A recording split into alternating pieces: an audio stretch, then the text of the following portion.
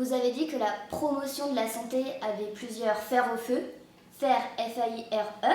Que voulez-vous dire? Des fers ce sont des pratiques, des façons de faire.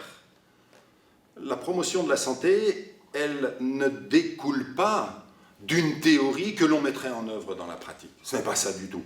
Ce sont avant tout différents types de pratiques sociales. Quelles sont ces pratiques sociales? Eh bien, d'abord et en premier lieu, ce sont les pratiques des gens. Ce sont les gens qui produisent leur santé, chacun d'entre nous, nos communautés, nos populations.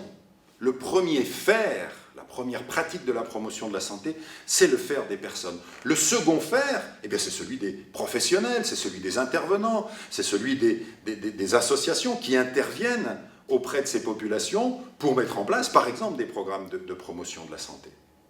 Mais la promotion de la santé, c'est également un troisième faire, c'est le faire des acteurs politiques, c'est le faire de ceux qui vont défendre, construire, élaborer, mettre en œuvre des politiques qui visent à améliorer la santé de tous et à réduire les inégalités. Et enfin, le troisième faire, c'est se faire des innovateurs, celui des chercheurs, celui des agences des Nations Unies, celui des différents espaces de production de savoir et de connaissances.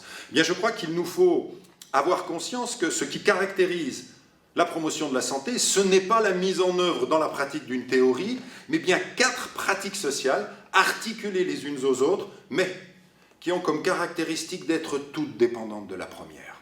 Car ce sont toujours les gens qui produiront leur santé, quels que soient les dispositifs qui sont mis en place autour d'eux. La promotion de la santé, ce n'est pas pour les gens, c'est avec les gens.